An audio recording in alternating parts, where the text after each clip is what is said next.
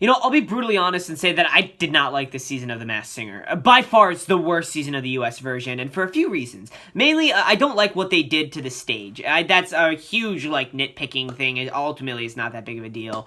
But I'm not a fan. The things, like, in the back that, like, come out like this, I think it kind of plays a little bit too much with what we're used to, but that's kind of a me problem. The Take It Off buzzer twist fell flat on its face, but the thing about that is that it's very similar to me how I feel about the Do or Die twist from Survivor, where it's like, those are two twists that, like, could have shaken up the game completely, but the fact that really nothing came from them kind of makes it a little bit more palatable, but it fell flat in my opinion, and the pacing of this season was just kind of odd, and at really points borderline unfair. Like, and most of all, the thing that can ruin a season of The Masked Singer is the wrong person won. But hey, it was still a great show. I mean, my faith in The Masked Singer isn't lost just yet, and the season had some epic performances, so let's just get into it. I know I'm playing with fire by putting the first Boots-only performance within the top 10. As a matter of fact, I think that's the first and most likely the only time this was ever going to happen. But Octopus is by far the most robbed first boot in Masked Singer history, if you ask me. I thoroughly enjoyed his performance. For an athlete, Dwight Howard had a pretty good voice, and he was such a good entertainer. I was certain he wasn't going anywhere, at least that night. Mother Nature and Pufferfish, I think, should have gone first. Both of them. This was easily my second favorite performance from the season premiere, and I think Octopus did well enough here to survive at least a week or two. Okay, I'll admit that Mallard wasn't the strongest vocalist either, but he made it to the final 6 for a reason, and I think part of that is because he started off really strong. As a matter of fact, the first 2 weeks of Group B competition, I'd say he was probably the front runner, at least for that group. For Group B, not like of the whole season, but just Group B. I thought he was going to make it really far. I mean, I think Mallard was really hyped at first. He was almost about to be the next Rhino, and I don't know what happened. Somewhere down the line, he started singing Sugar Ray and sort of strayed from the country persona he sort of built a name for himself for. But this performance was actually a pretty solid one, even for a song that doesn't really go with his singing style. But I definitely enjoyed it. I also really liked his Save a Horse, Ride a Cowboy. But for this list, I chose to put My House at number 9. Hamster was a very iconic mask, even for someone who only had 3 performances. The dude was full of energy, and I gotta admit, he wasn't that bad of a singer. Whenever he sang, you knew you were in for a treat, but I think his magnum opus was Sabor a Mi, which surprisingly wasn't even the only foreign language song on the season, and though the Queen of Hearts La Vie en Rose is a masterpiece of a performance, Hamster's Sabor a Mi had a much more powerful impact. It was a fitting swan song for Hamster, as he was unfairly eliminated before Jester, which is just wrong. But, you know, even listening to this again, he has pretty decent pipes for this song. So I don't know what happened. I don't know why he went home when he did. I mean, he wasn't going to win, but it's definitely a really good performance. Continuing with the trend of the contestants' final performance, we have a Southern staple from Caterpillar, who, if you ask me, was the most underrated contestant this season. And with competition like Bull, Queen of Hearts, and Banana split in Group B with him, it wasn't looking good for him to win anyways. And 5th place does seem like an adequate placement for Caterpillar, but I still think he was an underappreciated performer. One of the things that was just honestly winner material about him was that he could execute on a variety of different songs, jumping from Beyonce to boy band to country, all in the span of 3 weeks. And this performance of his really showed off his excellent range, as his other songs were more higher, and this one, he had a mean southern twang on full display. The other thing I'd like to mention about Caterpillar is that the star under it, Bobby Burke, I'm pretty sure isn't a trained singer, but I could be wrong. I don't know that much about him, but I know that he's not primarily known for singing.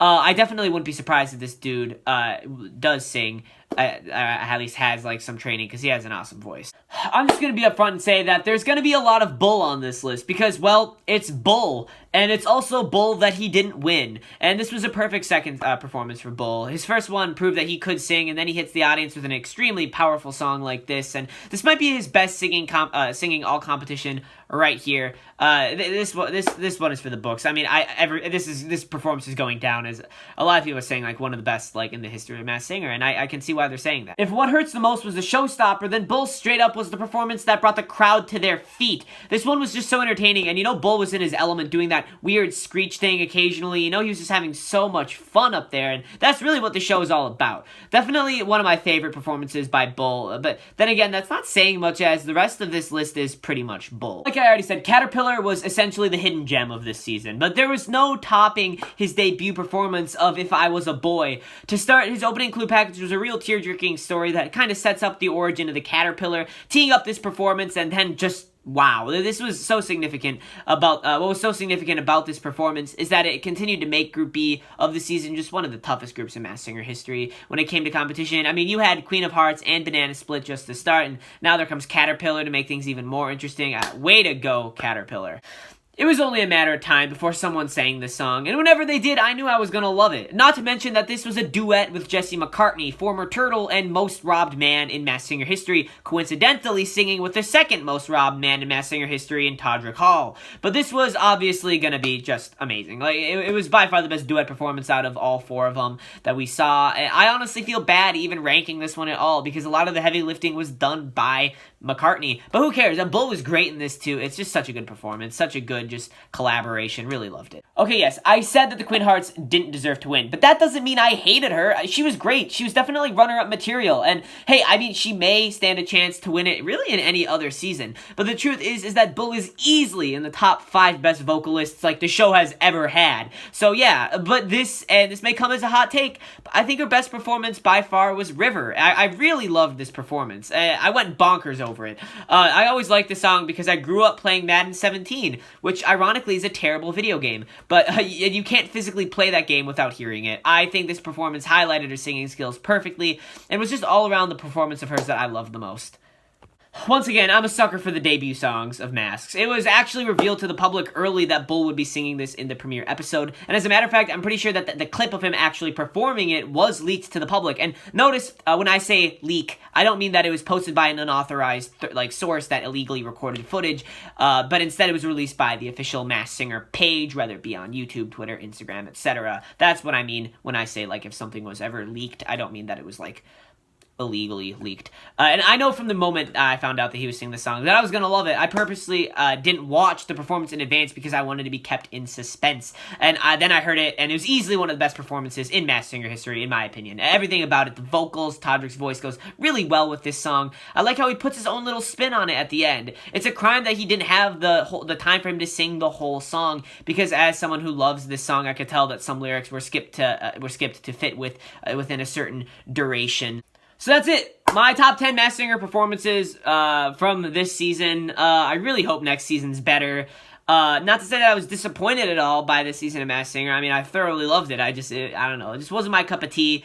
But the next season will be hands down better. And I'm noticing that seasons are actually getting renewed sooner. Like, if you recall, season 2 wasn't really announced. The renewal of season 2 wasn't really announced until the end of season 1, and that kind of followed in the same pattern. But now, like, we've reached a point where I'm pretty sure, like, season 6 was renewed while season 5 was still going, and the same thing with now season 7 has been announced, like, in the middle of season 6. So Masked Singer's still going strong, y'all, and that's good. Anyways, this is, I'm pretty sure, the last video I'm going to make before Christmas, because Christmas Eve is already tomorrow, and I actually don't have anything. I'm working on the Survivor 41 cast ranking scripts right now. That's coming along pretty well. I still hope to upload some of those before New Year's. I think those 3 will probably be the next 3 videos I make, whether they be before New Year's or in this season or in next season 4. It's I don't really know. They might all be this year. They might all be in next season, or maybe a mixture of the two. But just be on the lookout for those. And after that, I have ideas for a whole new bunch of material, and that's going to be coming your way next season. It's going to be a great new ideas. Hopefully it's going to be not as much Survivor stuff. I still have the Survivor Cook Islands videos that I'm waiting to work on and upload, but those should also be coming out pretty soon as well. But yeah, just have fun waiting for those. It's going to be really awesome. Merry Christmas to all of you, or Happy Holidays. And yeah, if I don't see you at all again in 2021, Happy New Year's.